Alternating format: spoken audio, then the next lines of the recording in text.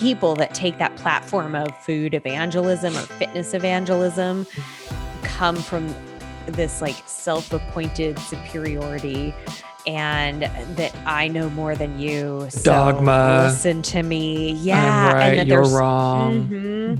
And that there's like, and that often when you get into that right and wrong realm brings out guilt and shame.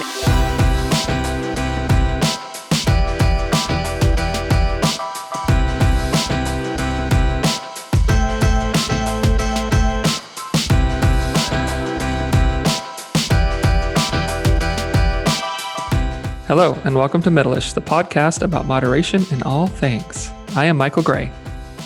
And I am Erin Green. How are you, Erin Green? I am pretty good. Pretty good? Good. Yeah, I'm still full of turkey and mashed potatoes, and we're going on like 4 days past Thanksgiving. Nice. we still have leftovers because it was just me and Matt. So chipping away. I know it becomes like a task, you know. Right. Like okay, we got to get through this. I will finish that turkey. Got to get through it. Breathe, deep breaths. How was your Thanksgiving? It was really nice, actually. Yeah. I did the whole traditional dinner, and the turkey turned out great. Matt cooked that on the pit barrel, and then I did all the, usual suspects with the mashed potatoes and gravy and the dressing and cranberry sauce. And I made a pumpkin pie, and a lot of that stuff was the first time. I mean, I don't think I've actually made dressing before other than, I helped my grandmother with hers. I've never made a pumpkin pie from scratch. But I've done the pastry and, it's not that hard. So yeah, it was great. It was just the two of us. And then we had a friend who is a nurse, our buddy that we've been riding with all summer. He's kind of like our, we call him part of the quarantine with an M. He Clever. Worked Thanksgiving. I know. He worked Thanksgiving because he doesn't have any family here. And that's kind of his MO, is to work the Thursday, Friday, Saturday. So other, families can have the day off. And so we made a little to-go box for him. Cool. Actually a large to-go box for him. So he could come by the house after his shift and pick it up. And so. Nice. Yeah. Sounds like a good time. It was good. How was your Thanksgiving? It was good. It was pretty laid back. The four of us went up to Kat's dads and stepmoms, and it was just us and pretty laid back, just ate and hung around, and they have a pool. The girls swam for a little while and there for a few hours and came home. It was good. It was really relaxed and laid back, and yeah, it was a nice time. And then the rest of the weekend was, actually Wednesday. So the day before Thanksgiving, I was going somewhere to run an errand. And as I was driving through my neighborhood, I kept seeing people putting up their Christmas lights. And I was like, all right, when I get home, I'm going to get in the attic and get everything down. Kathleen wasn't here, so I was getting everything out of the attic by myself. Like even the big Christmas tree, I was like, I'm doing this. So got the lights up and the decorations up outside, like a couple inflatables and lights around the windows and garage and stuff. And then that weekend, we got the tree up and decorated it, and Kat and the girls got the house decorated. And so we are in full Christmas mode here, and it's wonderful. I love it. I saw a lot of people doing the Christmas before Thanksgiving, and I've always been a very hardliner on that. Like, no, not before December 1st. Like, then we can get into the Christmas spirit. Yeah. This year it was very tempting because I got it this year. We're kind of in this weird time warp of COVID and whatever is happening. Yeah. But Matt and I decided to do the very traditional thing and go get our Christmas tree, which we usually just buy it from a lot or a nonprofit or Boys and Girls Club, something like that. And this year we decided to buy a permit and go Christmas tree hunting. Oh, nice. The Friday after Thanksgiving. And we had a great time, and we got our tree, which is definitely a Charlie Brown little tree, but that's what Matt likes. And it turned out beautiful, and we decorated it. And now it feels like the nice shift to Christmas, where I'm listening to Christmas music daily. Yeah. On the daily. On the daily. Nice. Awesome. Awesome. Yep. I think, every year, and it probably has a lot to do with having little kids for me. I've never been like a bah humbug kind of guy by any means. I've always liked Christmas, but Okay. yeah, I mean, when I was like 25 and didn't have kids, Christmas, whatever, it was fine. But now, like having kids, like, man, it is bringing the magic back big time. Like it Oh, gets so exciting. They get so excited, and it's just magical. In the evening, we turn all the house lights off and just have the Christmas lights on and yeah. snuggle up and watch a Christmas movie or something. It's the best. We Yep. already watched Elf, Mm-hmm. which is one of our favorites. Mm-hmm. And there are probably 4 or 5 scenes in that movie that every single time I mean, it's a belly laugh. Like I don't Mm-hmm. know what happens with Will Ferrell and his ability to It's awesome. bring It's a out. wonderful movie. It's hilarious. Have you seen Christmas Chronicles? It came out a few years ago. Oh, Kurt I haven't. Russell's Santa. Oh no, I haven't. It's pretty I've good. heard of it. It Yeah. it may I don't know. Like I don't know if I enjoy it more because like having little kids, if it's a little, I mean, it's definitely like a family movie, but I think Mhm. it's really good anyway. And they just came out with Christmas Chronicles 2 this year. That's pretty good too. Yeah. Okay. So we've been watching Yeah, those and then, I do like some of yeah. those newer Christmas Yeah. movies, but admittedly, I haven't seen a lot of them just because Yeah. I don't have kids that are like Hmm. begging to see them. And so Right. sometimes Yeah. I stick with the ones that I know I like. Right. I think it's worth a watch. The first one for sure. It's pretty good. Okay. Yeah. Christmas Chronicles. Yeah. Hmm. It's good. But, My my friends were telling me that they started watching some of their favorite Christmas movies with their girls who are now old enough to watch, maybe some more mature movies. mhm. And they watched Love Actually. Well, okay. And there are some really cute, age appropriate, for all ages scenes in that movie. And then there are a couple that you forget about. There are a couple that are not. Yes. Like there's some video making going Mm, on in that yeah. movie that you might forget Yeah. about if you Uh-huh. have a 9-year-old in the room with you. So Whoops. just FYI.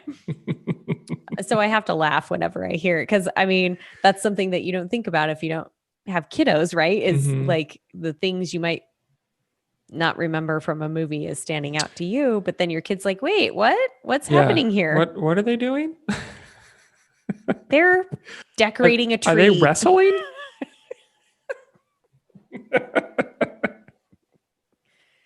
Something like that. Yeah. Are they fighting or yeah. And then the parents always like, cover your eyes, cover. That was for us. If it ever got racy, cover your eyes. And you'd be like, this, Yeah. Yeah. your fingers open. Kathleen's parents always made them go stand behind the TV, like the big old box. They like them go stand behind it. Oh my gosh. How funny. Yeah. You can't Yeah. see this. Nope. How funny. Oh, But well. yeah, we got from Christmas movies to like R-rated movies pretty quickly. I don't know. Yeah, it went from Christmas to straight up adult themed real quick there. That's how we do it on Middleish. Throw you some curveballs. Never know where we're Yeah. gonna go. Well, you gotta have a good laugh, right? Mm-hmm. Yep. So So today's topic. today's topic. Yeah. Food evangelism. Is anybody going, what does that mean? Because I'll be If honest, you're like me, the first time I the- heard it, I was like, okay, wait, I got to think about this a minute. But yeah, right. what do you want to Well, explain what you told me about it? yeah, That'd because be good for people. the first time I heard it, I was like, oh my gosh, that makes so much sense in the Mhm. world of food and fitness and the diet industry. There is this evangelist, Mhm. approach to imparting information. And really, it comes from the idea that the evangelist is trying to convert or preach that there is a right way to do this. And I know it's evangelism is attached to Christianity, and there's no intention to Yeah, we're not bad disparage or mouthing judge or any anything. of that. But I think that if you understand the concept of evangelism, it totally makes sense to apply it to what's happening in the food and fitness world, and how you really get these super powerful, influential messages that basically say this is the right way to do things, or this is, the I don't know, help me out, like there's There's guilt a or right and a shame, that there's wrong. a wrong. Yeah. There's absolutely a right and a wrong. There is the way I'm doing it and telling you to do it is the only way. Yes. And if you're outside of that, well, good luck to you, and you're an idiot. And you don't belong. Yeah, Right. things are very dogmatic. There's not a lot of room for, hey, let's explore that. Let's see, or if that works for you, maybe we can include that in a way. There's not. It's very black and white. It's very hard and fast, and there's a lot of morality and immorality Mm-hmm. mixed all through it. And there's a lot of things that I think people who kind of adhere to and preach about certain specific diets, fad diets, approaches, whatever. There's a lot of guilt. That's a big motivator in there. There's a lot of pick yourself up by your bootstraps and white knuckle it. And well, if you can't do it, you just need to try harder. It's your fault. It's not the approach's fault. It's your fault. Right. Just do better. Why don't you just And do better? A lot of fear attached to, if you don't do it this way, these are some possible outcomes or negative effects. Yeah, I think we've talked about this before, but I've had probably at least 4 clients tell me they were like scared to eat a banana. Oh gosh. like I know I can't eat bananas. I know that's off the list, right? I'm like, what are you talking about? I know. Because it's these things are so motivated by fear. If you have, any fructose, like your body's gonna, insulin is gonna overrun your body and you'll never lose body fat again. And I mean, there's things are very, very fear based. And I think a lot of times, and I think a lot of times you see this with some of those televangelists and stuff, it's like they take what was stated and then it just kind of gets all twisted around and manipulated into a thing that fits them. And I think we really see that with any kind of like science in the food industry. People do this kind of thing. It's like, okay, let me take this one sentence in this study that benefits me and I'll just, propagate that. And we'll just talk about that versus maybe the whole rest of the abstract in that study is like, but that's not what we're saying. Right. Nuance is left out. And all of a sudden we have this like influential, powerful message. And often with food evangelists or fitness evangelists, just like you said, it benefits them in that it supports their message, their business, their shtick, their platform. And I think one of the important things for people to realize is there are a ton of opportunists in the food and fitness industry that wait for this kind of moment so they can be like, oh, this is the new trend. This is what I'm going to start preaching now. And I'm going to start selling this supplement or this product, or I'm going to start pushing this thing. It's very different if some evidence emerges where you're like, oh, I could get behind this, recommendation or this practice or this supplement. That is different than watching people, hopscotch around to whatever the hottest trend is and use it to build their own platform. And also under the context of, well, if you're not doing this, then you're doing it wrong. And this is the right way. So, beware. And we have some tips a little bit later on of how to kind of suss out some of that stuff and keep a watchful eye. And that goes for, I think, companies and individuals. I think the whole food evangelism concept has really, it's gotten a lot worse with the advent of like Instagram, and where now you have like these fitness influencers and it's in the name, right? It like they smack you across the face with it, but we tend to miss it. Like they're influencers. Their job is to influence you, right? And most of these fitness influencers or nutritional influencers, whatever, they're not just on their own, right? A lot of these people are trying to sell products. They've gained a big enough following where companies are like, hey, how about you make some money off selling our stuff? And I'll be real honest with you. I'm not going to say there's not a lot of honesty, but there's a lot of charlatans in the food, diet, nutrition industries, fitness industries. There's a lot of people who are just here to make some money. And so when that's your intent, and your intent isn't to genuinely help people on deep, deep levels, you don't care who the money comes from. Yeah. It doesn't matter if it's aligns with what you believe or not, because you may not believe anything. And so then you have people who are, doing these paid sponsorships, and here's what you have to do, and here's what you have to do. And when you look at someone and they've got 100,000 followers on Instagram, geez, they must know what they're talking about, so I should probably listen to them. There's this kind of snowball of just misinformation and opportunism. Is that a word? Opportunism? Well, it is now. Opportunistic. I'm gonna stick with it. Opportunism. I think, yeah. I think if it's not, it is now. Opportunism that just things get so muddy and mucky, and and when those people, when a lot of their income is based off you buying products that they are sponsoring, well then no information can conflict with that, because then that cuts into their revenue. And they've got to stay on message with that, because they've got to convince you that you need these things to you're not going to like successful. call yourself out in your own product and your own. And so they paint themselves into a corner that, man, they've just got to fight tooth and nail to convince you to believe that painting themselves into that corner is a really good idea. And things just get ugly really quick.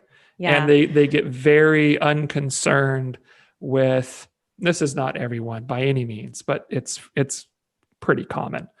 They get very unconcerned with you as a consumer of their products, or just of their information that they put out there. And you're not the priority, right? Like your sustainability, your health, that stuff's not the priority. The priority is push, push, push, push, push.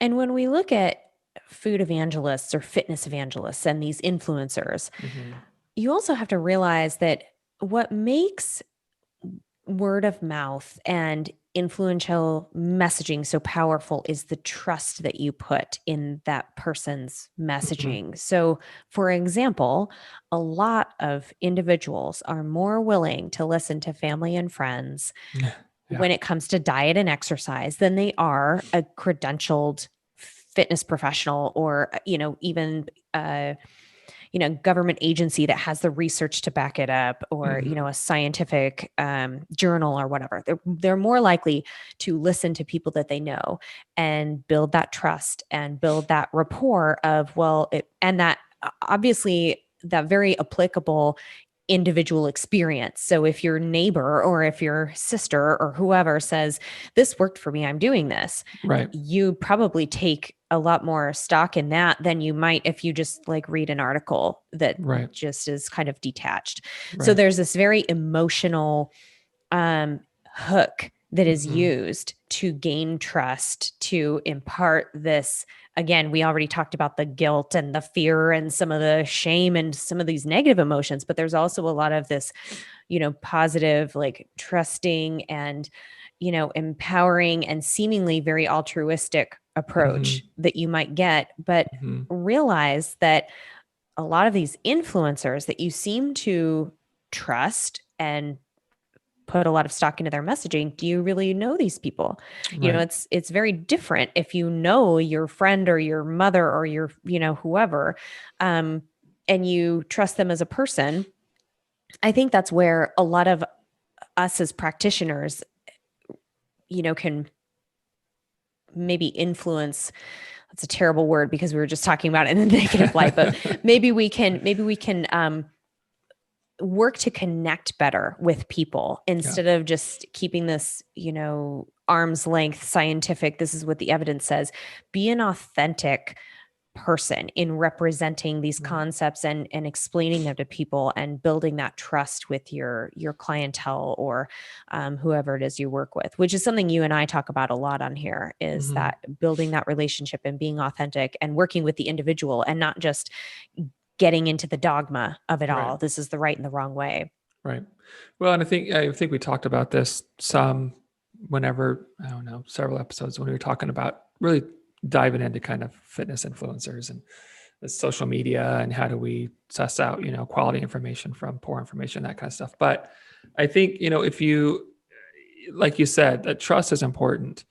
And I think it's important to ask yourself, if you're feeling yourself being swayed by someone, do I trust this person? And if my answer is yes, why? Why do I trust them?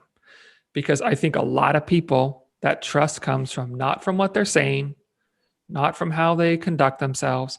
It comes from the number. A lot of people follow them, so they must know what they're talking about. So I automatically trust them more. And that's a really scary That's a good point. place Yeah. to get your trust from. So I think if that's your answer, give yourself, a pause and really look at messaging. What are they doing? Does this person's account or, whatever, does it offer me things that are actionable? Does it offer me things that are sustainable? Does it offer me things that resonate with what I know to be healthy for me long term? Or is it about them and their abs and bending over in front of the camera and here's 20% off my product? Because let's be honest, right? Like a lot of these big accounts, that's most of what it is. It's about me, right? Sorry, I got a visual of like somebody bending over in front of the camera with a sign that says, here's 20% off. Made you do look it all the time, right? It's like, here's my bicep curl, but the camera's like focused on my butt. It's like, what are you doing? What are you doing? Sex sells, Michael. Sex sells. It does. Get that peach in front of the camera, But and man. But that's a lot of those accounts. And a lot of those accounts, it's like they call themselves coaches. It's like, I don't see you coaching anyone anywhere on this account.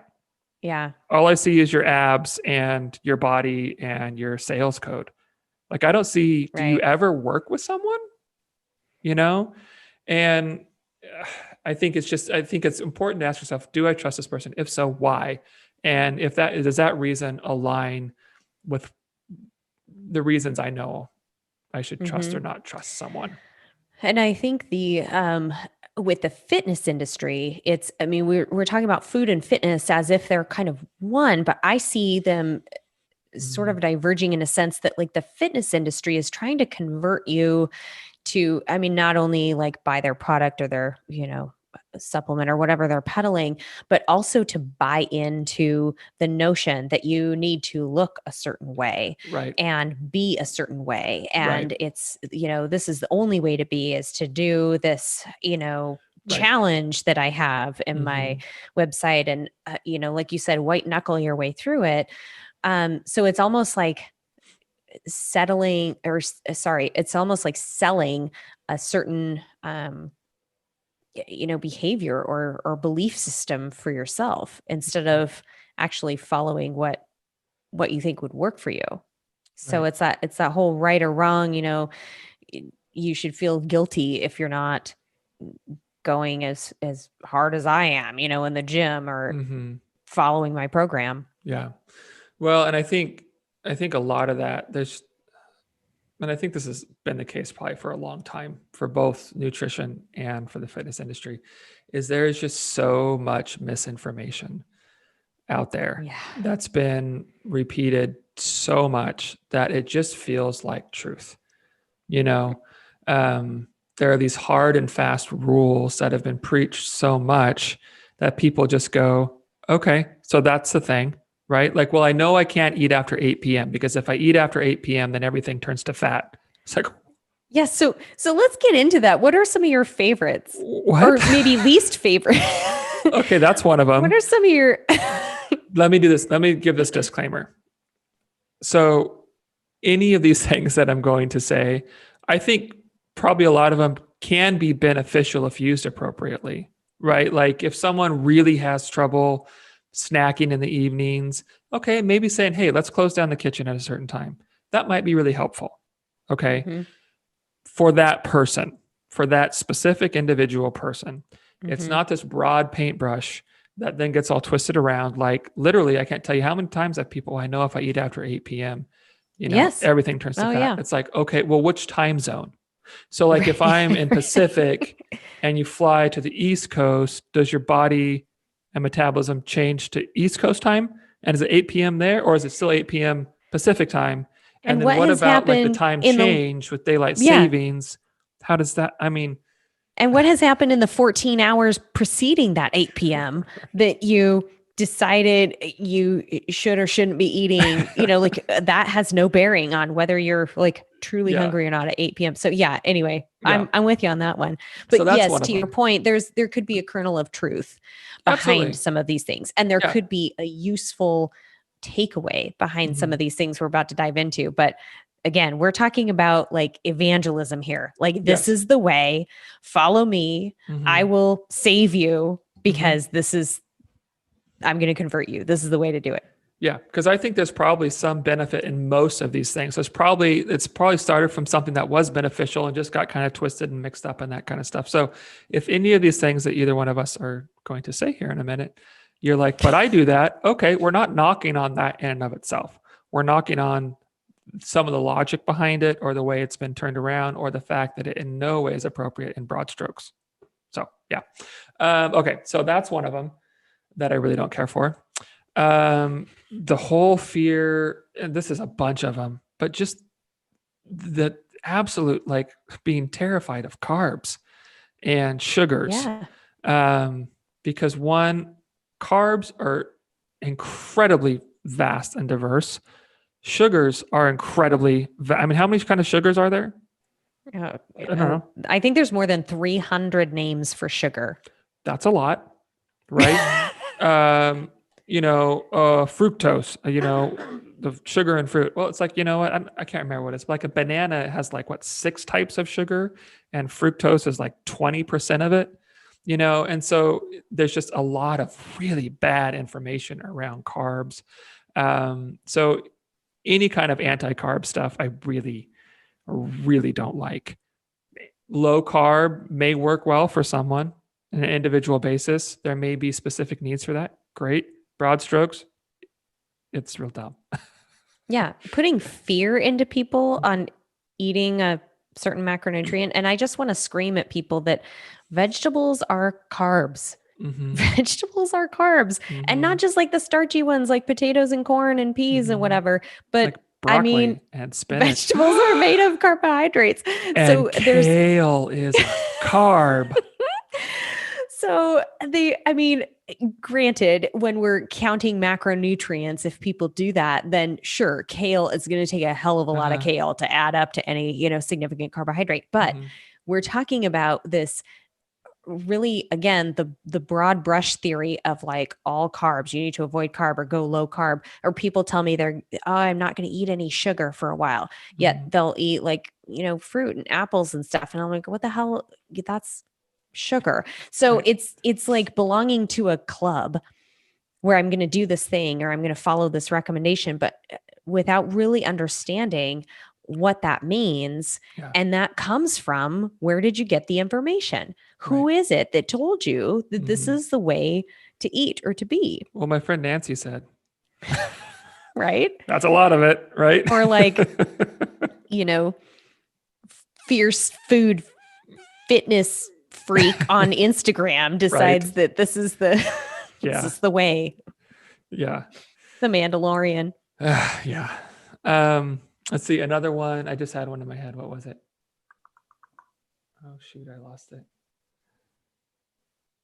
Dang it. While you're thinking of it, Yeah, I go can ahead. go on. Yeah, go ahead. So how about some of the other elimination diets and food fears that we see? Dairy, grains.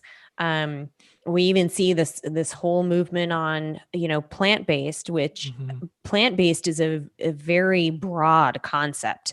I mean, in reality, my plate, yes, the USDA my plate is a plant-based way of eating because most of the nutrition comes from plant sources. Even grains are plant sources, legumes are plant sources.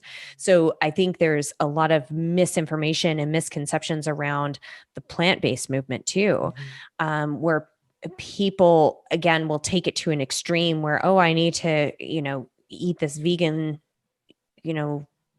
this vegan diet and I need to come up with all these new recipes. I need to replace all of my animal proteins with everything else.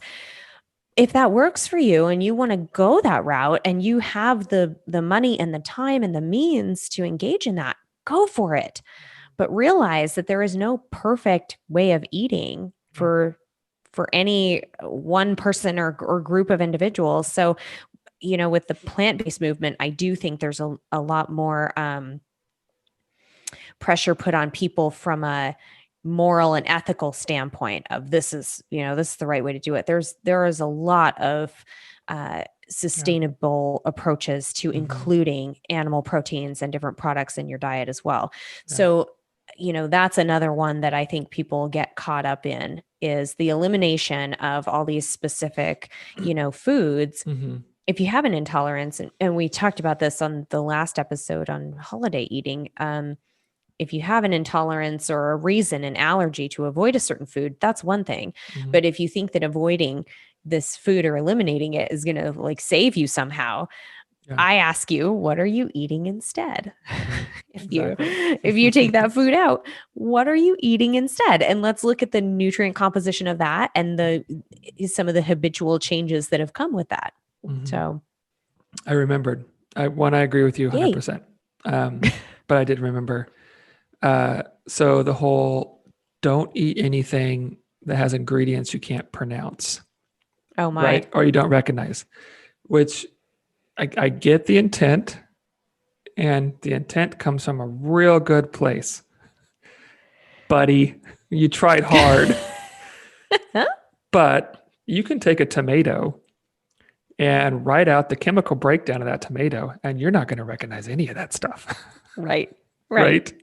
You can do that with a banana or, lean ground turkey and write out the chemical breakdown, and you have no idea what any of this stuff is. You don't recognize any of it. Right. Yeah. So it comes from a place of, sure, let's not, maybe reduce super highly processed manufactured things, but it just doesn't pan out very well. Yeah. That's not a reliable way in our food world. That's not a reliable way of assessing diet quality. Now, I love the idea of keeping foods simple and whole and as close to their natural form as possible. I can get behind that. I don't think it's appropriate to just say nothing that you don't recognize or can't pronounce, because I've run into people that can't pronounce ascorbic acid. Right. That's vitamin C, people. Yeah. So there's, there's again, nuance. There's some, right. And I think that's the problem with it, though, is you see ascorbic acid on, an ingredients list, and people are like, what is that? What is this chemical they're trying to poison me with? It's like, no. Acid. No. Yeah. Well, what's that going to do? Just pumping me full of chemicals. Or the whole GMOs are chemicals. That's another one I can't. I'm like, you guys, GMOs are not chemicals. They are not.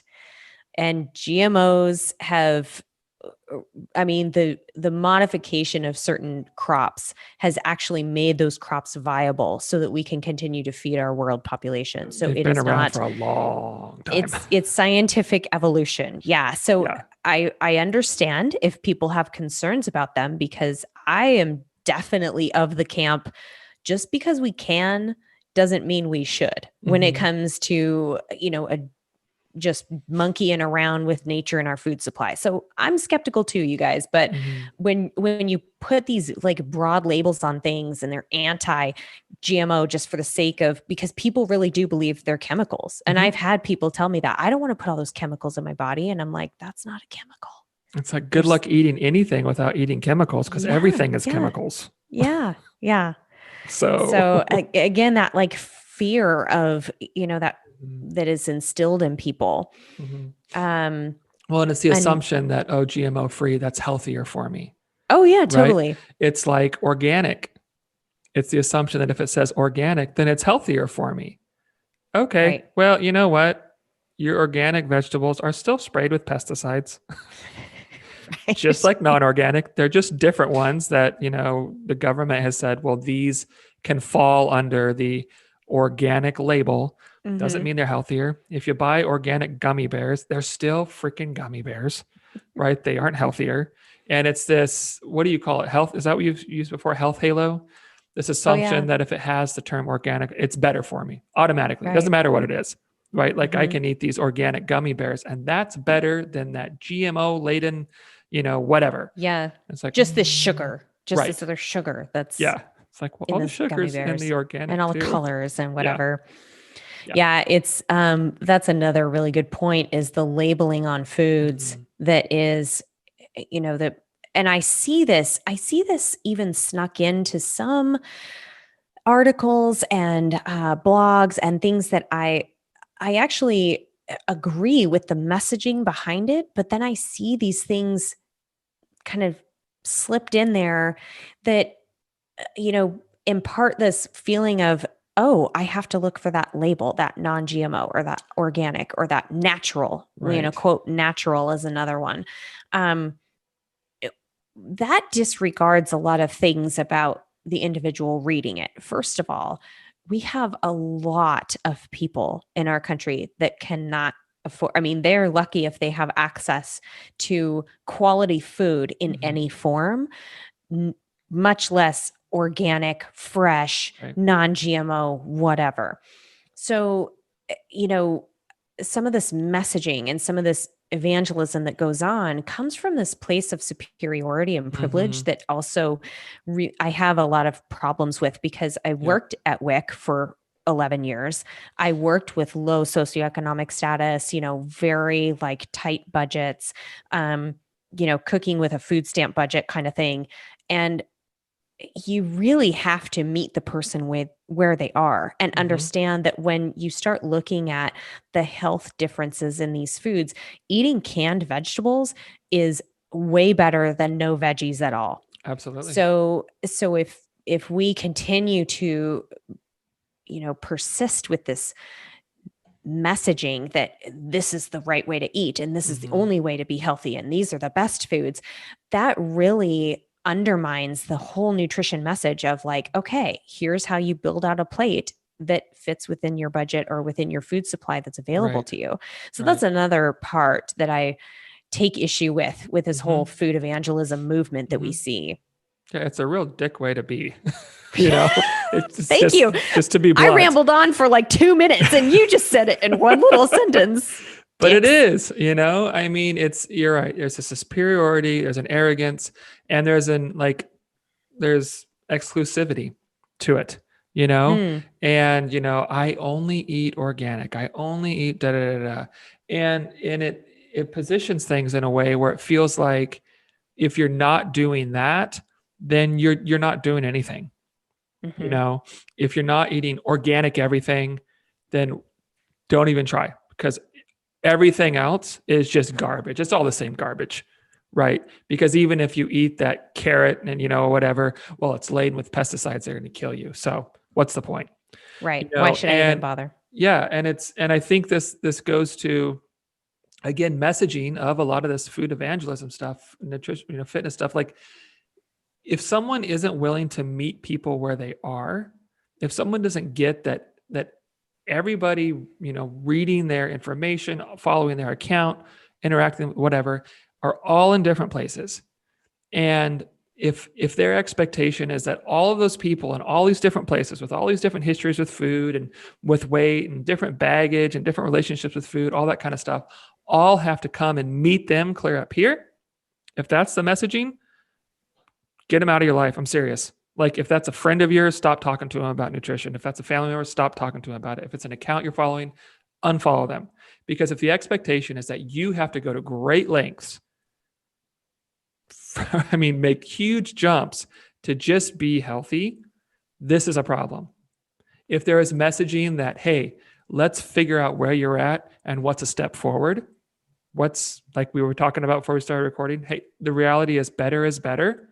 Like hmm it doesn't have to be, 7 miles, us 1 foot in front of the other. This is progress and this is wonderful. And you're doing yourself, an immense amount of good. If that's the messaging, yeah, you might want to stick around, hmm but if the messaging is that you have to just get to such extremes to even just be considered doing something Worthy. worthwhile, this is a problem.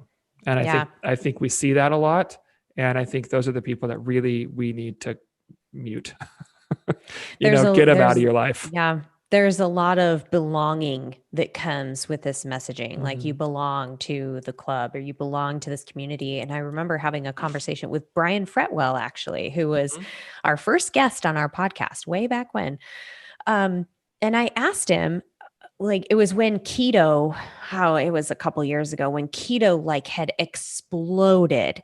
And we in the nutrition world had learned about ketogenic diets as it related to childhood epilepsy, Right. back in school, but we totally didn't see it hitting the mainstream and being a thing. And all of a sudden it was a thing and people were really on it. And so Brian Mm-hmm. and I were talking about this and I was kind of ranting because I was like, what is it about people needing to label Mm-hmm. how they're eating or belong to a club or to adopt this very specific way of eating? And he's like, well, that's the way the human brain is programmed. We need to belong to a tribe. And Mm-hmm. that's that at a very basic human level. And Brian could explain the, neurobiology on all this.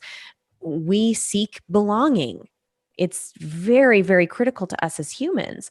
Sure. So it's no wonder that the diet industry and this, movement with food and fitness comes to you belong here and Mm-hmm. this is how you fit in Mm-hmm. and this is the label that we're going to put on it. And it's really important for people to understand that one, that label may or may not be accurate in a Right. scientific sense, Right. so when you're saying I'm sugar free, yeah, you're like eating an apple, that's one thing. But then Yeah. another is a diet label or belonging to that club is not indicative of the quality Mm-hmm. of your diet. It's not indicative of, your exercise integrity and health practices.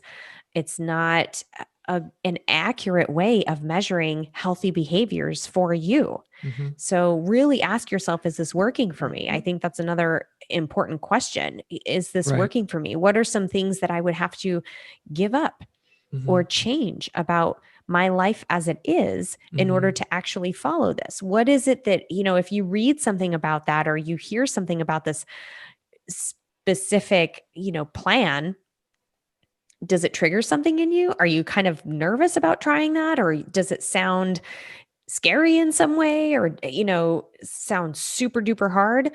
It might be worth you trying if Mm-hmm. you really want to, but be very realistic with Right. yourself about Yep.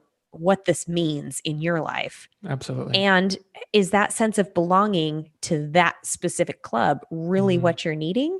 Is there a sense of belonging? I mean, we're getting into like some other psychology stuff, but is there a different sense of belonging that you're after? Is there something else that you Mm-hmm. need to kind of work out that has nothing to do with that food or fitness trend Right. and what this evangelist is preaching to you? Right. Is there a different avenue you need to maybe investigate? Right. And I think to piggyback on that, I think we often seek that confirmation bias, of like, I feel like this or I want to try this. So if I surround myself by a group that believes the same things I do, then I'm reinforced in my beliefs and I feel better about believing them because I'm not Mm-hmm. alone out here, right? Like, well, all these other people and this guy who has all these followers who must be an expert, obviously, because everyone's following him, they also think the same thing. So it feels better attempting those things and believing those things because we're surrounded by people who believe them too, Yep. and it's just, again, it's that tribalism kind of stuff. Um, Mm-hmm. and, you mentioned, like food packaging and stuff. I think it's just interesting when we assume that, okay, so I'm going to do keto, so it's healthy. I'm going to do low fat, so it's healthy. I'm going gluten free, so it's healthy. There's these assumptions that these fad diets, that people are so dogmatic about, that there's a safety in them, right? Mm-hmm. Okay, so you could eat Oreos and Snickers all day long and be gluten free, right? You could eat Captain Crunch all day long and be fat free. Okay, Or vegan. yeah, or vegan. You could eat butter and bacon all day long and be keto, right? Like there's this false sense of safety when people adopt these fad diets. Like, okay, if I just avoid gluten, things will be great. If I just avoid fat, I'll be safe. If I just, avoid carbs, I can't screw it up. And Right. it's incredibly inaccurate. And it's why a lot of people find themselves in this yo-yo, I lose weight, I gain it all back. I lose weight, I gain it all back, over and over and over for a lot of their adult lives, is because there's this false sense of safety, right? Like, if I just adhere to this rule, then everything's going to be fine. Because this is the one.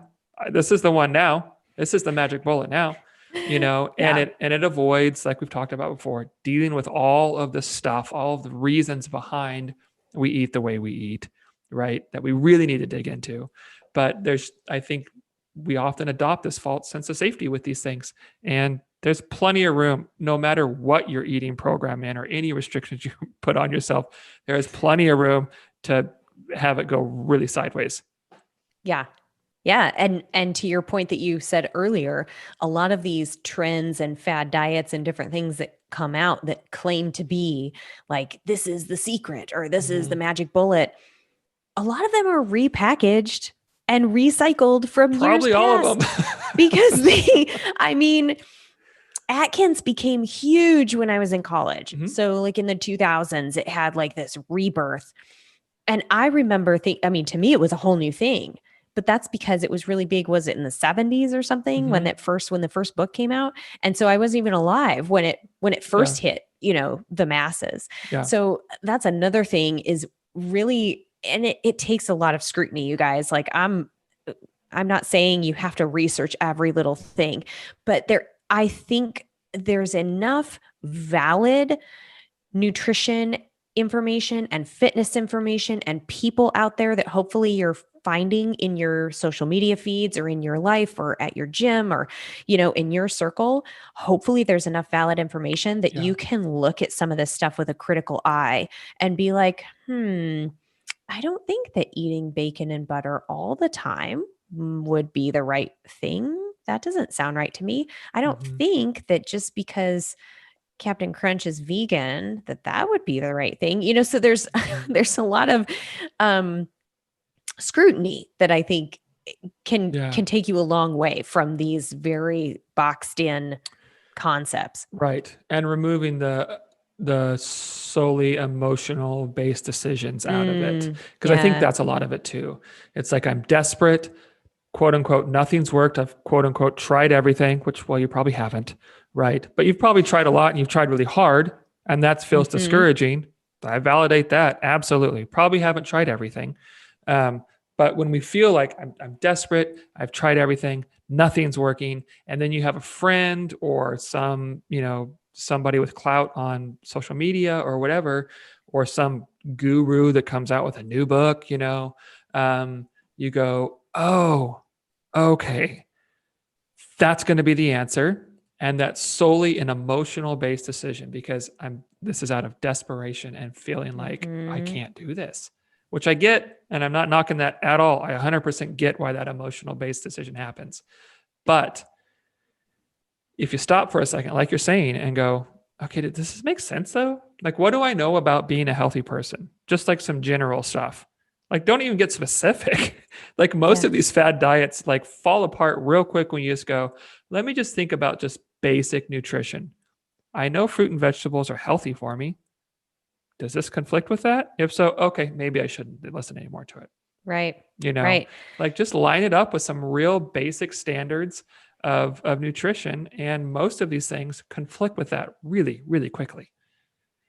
And with along the same vein of that emotion-based messaging, this is a label or a marketing term that really gets to me is guilt-free. When they label a food or something guilt-free, I mean, it drives me crazy because you are not guilty for honoring your body's natural cues, meaning hunger or pleasure with certain food and enjoyment with food. Those should not, and I hesitate to use the word should, but they should not impart guilt on you. You haven't done anything wrong. That's what guilty is. You've done something wrong. I feel like I've done something wrong. So when you see these labels that say guilt-free, oh, well, I don't, eating this isn't wrong. Right. I want to be right. Right. Yeah. I'm going to eat this product. It's okay because it's been deemed okay by this it told me person. so. Yeah, by the label. It says right there. So when it comes to guilt around food, you have to understand that that is a psychological process that has, I mean, it has some very deep veins for a lot of people. And so you really have to be ready to kind of dive into that and explore what that means. But it cannot be, food cannot be guilt-free. And a plan cannot be guilt-free. And you don't just like, honoring your body's cues is not a guilty behavior. Right. And then I think just guilt-free for who? Because I think you take any of these guilt-free foods and there are a bunch of these fad diets that are going to be a direct conflict with it, Totally. A bunch of them. So guilt-free for who? Like which tribe is this guilt-free for? Because most of them, they're going to have some kind of conflict with it. Yeah. So another. Oh, go ahead. Oh, go. You have one. No, I do. Well, I was going to say superfoods. Were you going to say superfoods? I was going to say clean eating, but they go hand in hand. So go ahead with superfoods. Okay. Superfoods. So superfoods, this one, I feel like it's kind of coming from a different angle a little bit, but again, I don't think there is foods are super. Exactly. Like they're say that all just, the time. Yeah, they are. And for different reasons, right? Like are some like kind of more nutrient dense and lower calorie? Absolutely. Like spinach is a wonderful food, right? It does a lot of good for your body. It's crazy low calories. It's fiber. It's just packed with stuff. But you don't have to eat spinach. You'll be fine without it. I don't know. And spinach doesn't just cure something. Like that's the other thing is like this superfood, like acai was another one that came out. Goji berries. And, yep. like. Do they have benefits? Sure. Do you have to eat them? Nope, you don't. And are they going to just magically turn your health around if you include this food? Yeah. No. Right? Yeah, if you eat, goji berries and Twinkies, well, they kind of mitigate each other, it's not like just a cure-all, right? But then on the other hand, it's not direct, very indirectly, it demonizes a bunch of things, And I think, what I think is a superfood? I think Frosted Flakes are a superfood. You know why? Because I super enjoy them. They're great. And having a bowl of Frosted Flakes once in a while, I love it. It's delicious. I enjoy it. It's a fun little, treat to have. That's super. And I think I'm never going to not include things like that I really enjoy eating, that make me happy to eat. Because you know what I don't enjoy eating? Spinach. I never enjoy eating spinach. I eat it frequently, but I'm not crazy about it. I don't dislike it, but it's not like, yes, I'm putting spinach in my eggs. It's like, I should probably put some spinach in to get some greens this morning. I'm not crazy about it. But so I love that you just turned the phrase superfood into not just looking at the nutrient quality and composition of a food, but looking at how it makes you feel and how the enjoyment comes into play, because that is widely disregarded from the food evangelism movement and the fitness evangelism movement, right? Is like the enjoyment factor. And as we've said before in several episodes, enjoyment is what makes things sustainable and what makes you want to do them again and again. So sure, there are specific nutrients that can't be just ignored or disregarded. And there are, health recommendations and exercise recommendations that we can't just throw out the window for pure enjoyment. At the same time, you can't just throw enjoyment out the window either, So Frosted Flakes being a superfood for you, if it brings your mood up and it just hits the spot and it tastes good and it's something you look forward to and it fits in your day Yeah. and you're hungry for it and you eat, I mean, And it's not yeah, problematic. Yeah. go for it. That's a I mean, super, I like that. if something's going to claim the title super food, super, then it better be super in every way, right? Like, it isn't a superfood? Kale. That thing is, I freaking hate kale. It's like I'm laughing eating so hard because hair, I have people that absolutely despise kale, and then I have people that love it. And so, I mean, again, what works for you, man? right? Again, so maybe But you're not going to superfoods, keel over if you don't eat kale. no, but maybe You'll be superfoods fine. are a personal thing, right? Like Mhm. maybe we have our own superfoods, you know? Mhm. Yeah, like I eat spinach regularly in other foods because it's something that I don't mind eating and I know it's just packed with stuff that's good for me, right? So, Mhm. okay, that's a superfood for me. And like I said, frosted flakes are a superfood for me. They just are, and it's again, it's that narrowing down. We just whittle everything down to just this little tiny window. So superfoods can only be this, right? Things that are Yeah. that are have a really positive impact in your health and your nutrition, your mood, and all that. They can only be this. It's just so Right. frustrating. Right. It's just not And true. it's similar with the clean Hmm. eating movement. It's clean. It's nice Yeah. and clean ingredients. Like, did you Clean, scrub it like, with soap? yeah. And did you like it wasn't wallowing in the dirt where a lot of plant-based things come from? Like, the whole clean thing, at first, when that term first came out, I actually got on board with it. I was like, oh yeah, that's a good like way of kind of looking at food, and it simplifies things. And to me, it sort of took food into like a natural whole, as close to its origin context as you could get. And so in my brain, that's where I took it. Hmm. Then I started noticing some of the marketing around clean eating and clean Yeah. ingredients and clean foods. And again, if you have something that's clean, that means you also have something that's Dirty. dirty. So what are the dirty ingredients? What are the dirty foods? Like what, Mhm. and once you start looking at foods as dirty, all of a sudden you're like, wait a minute, maybe this was unintended consequences with that clean eating Right. label that came in. And we're right Um, back to morality with food. totally, because Mhm. I mean, do you want to feed your kids those dirty Dirty ingredients? foods. Yeah.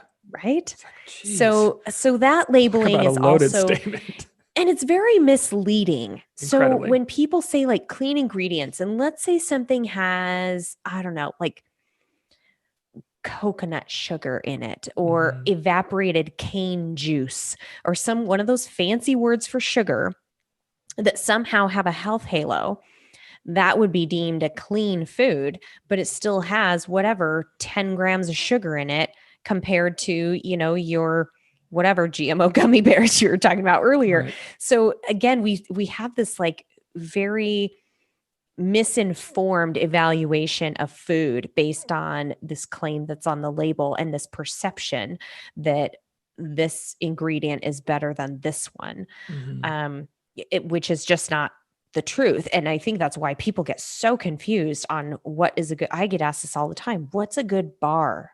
What's a Mhm. good bar that doesn't have I want clean ingredients. And I'm just like, oh man, Like, I don't even know what that means. yeah, What are like clean ingredients? let's address that perception Yeah. first. And usually when you get into somebody's what they're really wanting out of finding clean ingredients, they want to do the best by their health that they Mhm. can. People are interested in doing well by their health, and they are concerned about what's in their food and what's in the food supply, as they should Mhm. be. Y'all should be.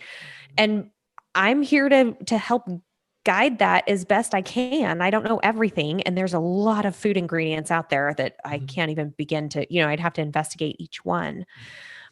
But you have to have some faith that if you're building an eating pattern off of the five main food groups, however that looks to you, it could be a vegan or vegetarian pattern. It could be low carb. It could be, a lot of things. It could be gluten free. However that looks to you, if you're getting those five main food groups in and you're focusing on, the simplest form of the food, the most natural form of the food, as much as is feasible for you. If you're trying to minimize some of the processing so that you can make this livable and enjoyable and tasty for you, then having a bar or a cereal or something that has a, an unclean ingredient in the grand context of your diet is not going to cause any harm. Right. Yeah, exactly. Well, and it gets tricky too with the clean eating because I mean, you have to live within some, again, real limited parameters for that. Because let's say you take like chicken and grapes and celery and some pecans. Those are all clean foods, right? Now, what if I mix them together with a couple tablespoons of mayo for a nice little chicken salad? Is it still clean, or do those Better things put not your have hazmat right? suit. Is it a dirty food now? And do those things not have any benefit to my body? You know what I mean? Like it's again, it just goes back to just think a little bit. Like just don't solely go on emotion based. Just think through this stuff a little bit because most of these things really fall apart really quick. Guess what? Mm-hmm. If I put some mayo in there, I still get the benefits of chicken and walnuts and grapes and celery. All those benefits are still there. They don't go away. And you know what? It tastes a little better than all those things on their own, maybe. You Right. know? And it's Enjoyment. still right. Is this part of clean eating? You know, I mean, it's just, yeah. Yeah. Or what if you put ranch on your salad? Is it dirty food now? Because that's processed Right. and has an ingredient you can't pronounce. So, Right. yeah. I like to remind people that by putting fat in their vegetables, they actually enhance the nutrient absorption in those vegetables or fruits or whatever. There's a lot of foods that have those fat soluble compounds that fat actually helps you digest them and absorb them. So yeah, when people get into and especially something like mayo, oh my gosh, what does it have in there? Well, it's I mean, it's oil based, and yeah, you can get a lot of different varieties these days, whatever floats your boat, but mayonnaise is not a bad food or an unclean food. Well, you take that, like fat on a salad, and it's like we think so like just in the moment. Because you know what? If you just eat a salad, you very well may be very hungry in an hour and a half. Because that's not going to stick with you very long, Mm-hmm. And then what?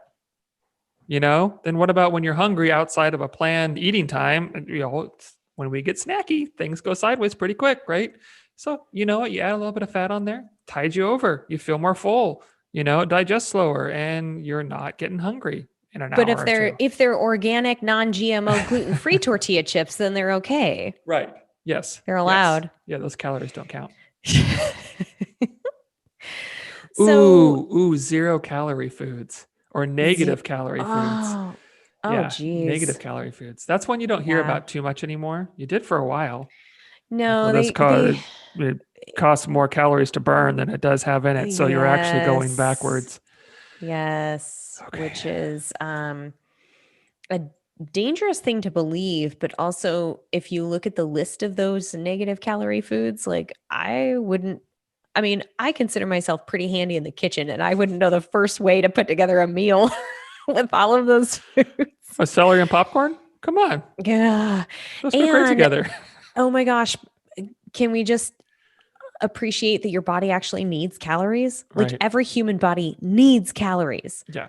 To function and to be thriving and happy and healthy. So let's just like put that one to bed right now, because there's the amount of like the calorie difference that we're talking about is so negligible that it doesn't apply in the real world. It's one of those things that might apply in a petri dish or in like the scientific lab when you look at it, but when you apply it to the real world and human bodies, it doesn't.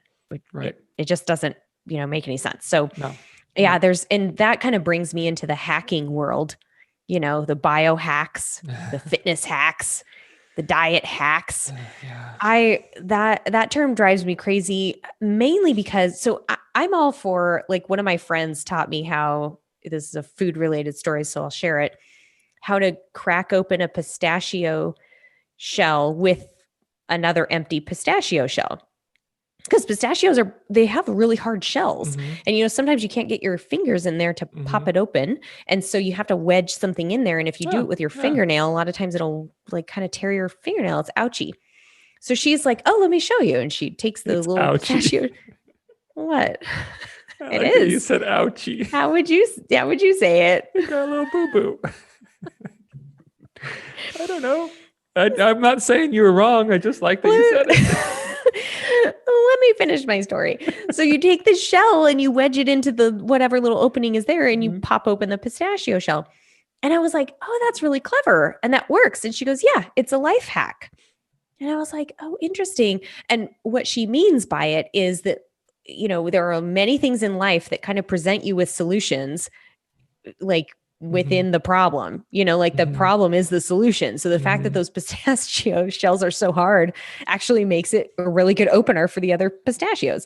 So I share that story in that I'm not like totally against hacks. I'm all about efficiency. I'm all about like, when appropriate and where appropriate, cut corners or find an efficient way to do something. Right. However, hacking your entire health world and fitness world, like there are no shortcuts or substitutes to consistency and, really just putting in some very good habits and efforts every day.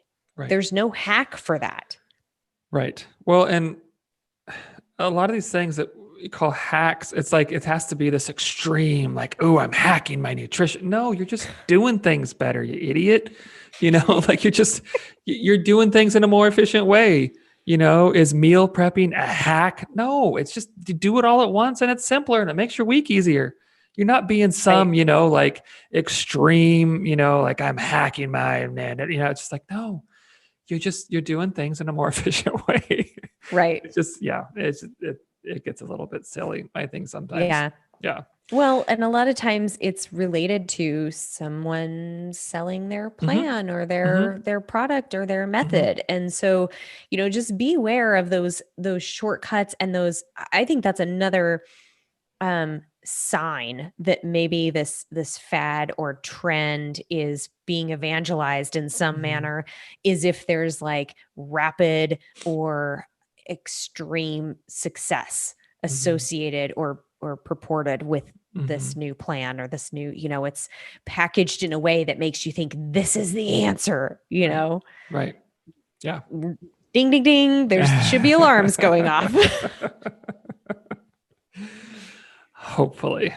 Yeah. Yes. Yeah. So you guys look through your social media feeds and think about, are you, how does it make you feel to read through some of that stuff? Is it serving you?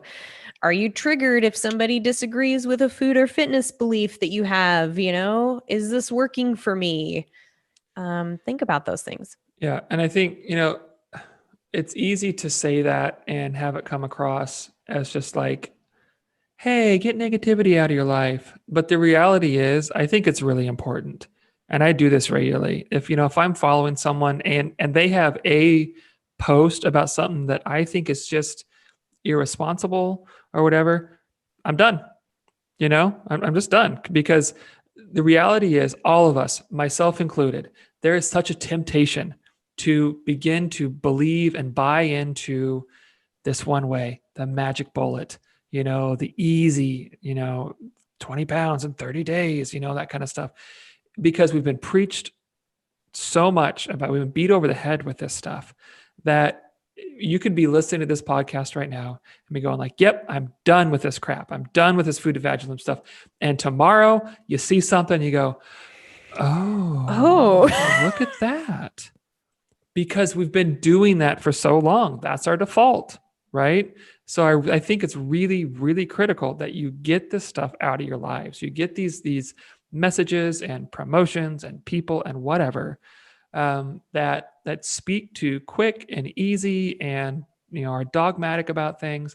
It's really, really important. Nutrition, fitness, whatever, that you get it out of your life, that you get it out of your, of your daily viewing routine, whatever, and that you feel, whatever you're consuming, that you fill that space with people who are speaking to where you are, and that where you are is okay.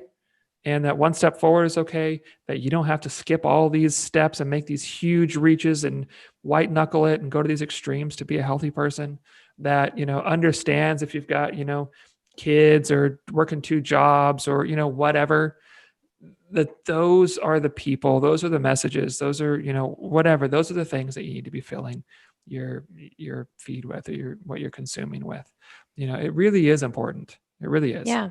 And if you're unsure, if you're curious or if you want to try something, I mean, we've said this before too, what looks extreme to one person may not be Mm-hmm. extreme for another person. So if you're Mm-hmm. curious and you are following this person, or if you're hearing, somebody say like this worked for me, Mm-hmm. I'm all for like, well, let's Sure. see. Let's Check it check it out. out Try, and give it a see how it shot. works. If you start going down, the spiral of like guilt and shame because it's not working for me, or this isn't the right, plan for Mm-hmm. me, or I'm not part of this community and so therefore I should feel guilty or shameful, then Right. that's a different thing. So just be aware when you're getting these messages. And Right. yeah. Especially if you're trying something and you start thinking, why is the only way for this to work not working for me? Like Yes. what's wrong with me? Very true. That Mhm. is a major red flag. And if you start thinking that, time to bail. Yeah. Time to get Look out for and get something away else. and shut all that down and head somewhere else. Yeah. Yeah. So I think we Yeah, thoroughly exhausted that one. I think so. You Yeah, that was ready a fun to one. I yeah. had a good time doing that. I feel a little cleansed, right? Like Whew, yeah, like I we've just took been a shower baptized. and had a good workout, got all those toxins out of my body. Went through a little detox there. Yeah, a little So colon cleanse. meeting oh boy. Okay. Yeah, it's that time where we It's need to that wrap this time. up. Michael starts talking about his colon. That's our cue. Meaning in the mundane. Yeah. You Got got one? anything? I got one. Go. Yeah. Go. Do I it. like that directive. Go. Yeah, it just this weekend. I mean, there were probably a bunch of moments, but um, just mainly like all of the Christmas decorating and everything around the house, but mainly just like putting up the tree because we Mm. just have a tradition around it. We have what Lila, my oldest daughter, she calls it a feast. And it's like we kind of do like little snack foods, like little sliders and hummus and veggies and deviled eggs. And we always have kind of the same foods that we just kind of, we don't like sit and eat. We kind of just, grab a little bit and work on the tree and grab a bite and work on the tree. And we have Christmas music playing and we all do it together. And it's like one of my favorite times of the year, because I really enjoy it in and of myself, but watching my kids knowing like these are memories they're going to have forever. Like right now, this is a moment, these are memories that are being made that they'll have Mm. forever, you know? Um, it's just such a cool thing, and it was just so fun. Sophie's 4 now. So this is like the first year she's like really getting Christmas and really into it and understanding everything. It's just so fun to watch them, as we decorate the tree and just, dive headfirst into this tradition we've created for our family. Yeah, it was just awesome. Awesome. It's one of my favorite days Aw. of the year when we decorate the tree. Yeah. Does Lila still believe in Santa? No, no, Okay. But she, Sophie for sure does. yes. So this will be her second Christmas knowing, Oh, but yeah. she's kind of past the point of upset with us and into like, okay, I get the magic behind it. Yeah. And I get why we want to keep it going because it's really cool to believe, That's cool. Yeah. Okay. Yeah. I She's like she's it. super into helping like build that for Sophie, Mm, which is that's really neat. cool. I love it. Yeah. How about you? Yeah. Well, Matt had Wednesday, Thursday, Friday off work and then the weekend. So that's the most time that we've had off together Nice. in months. And he we just stuck around the house. I mean, we didn't really do that much. But we made Thanksgiving dinner, and on Wednesday I made a pie and the cranberry sauce, and prepped a few things for Thursday. And we have these camp chairs, these rocking chairs that we bought for camping, which, by the way, I highly recommend. They are, I mean, Matt was super skeptical when I found these things, and they are so comfortable. Nice. And he will set it up in the kitchen because our kitchen is like separate. It's in a separate room. So there's no seating in there. It's just the kitchen. And then the seating is in a separate room. So it's not like somebody can just sit and hang out with you while you're cooking. And I spend a lot of time in the kitchen. And so Matt will set up the camp chairs and just sit there with a beer and chat with me while I'm cooking. And I actually love it because I love to be in the kitchen cooking, but I really prefer to have company a lot of times, especially if he's home, and he just is like totally fine. Just, it's become a routine. Like, I'll set up the camp chair and hang out with you and keep you company and chit chat while I'm making a pie or whatever. And it was really fun. And the cat joined us. I mean, the cat came in and sat with us, and it was just like this little family, like moment of purely mundane, no biggie, but it felt very like festive, getting ready with all the smells of Thanksgiving, and it was really fun. So we had several moments like that. We went and got our tree and stuff that were just, nothing big and spectacular about them, but it was really meaningful this year. And it was really fun, just the two of us, to have the holidays. And we'll have the same kind of thing at Christmas, because we're not going to travel to see my family at all. So, yeah, that was really fun. And it helped that the pie turned out really good. So he didn't distract you so much that I got my mom's magic touch with the pastry. I don't know how that happened, but now it was like a keto friendly, zero sugar, organic, non-GMO pie, right? Yes, there's absolutely no calories in my butter laden crust and the thick cream that we put on the, sugary pumpkin pie. Center. It felt wonderful. And we ate some like every day for like the next 5 days because we had a whole pie for us. I know. Oh, you were going straight. And to I'm still dietary alive, hell. you guys. I know. All right. Well, we hope you guys have found this informative and helpful, and hopefully, some good advice there to help you steer clear of just getting pigeonholed into, this is the only way. Yeah. And maybe find humor in this whole food and fitness evangelism movement, because it can be really funny. Oh, I think we were hilarious. Michael especially. Yeah. Well, so please continue sharing your feedback with us. We really enjoy it. And we've got a few awesome emails lately. So please keep sending those. Yep. Share with a friend and rate us and comment and review us on your podcast platform. And thanks for listening.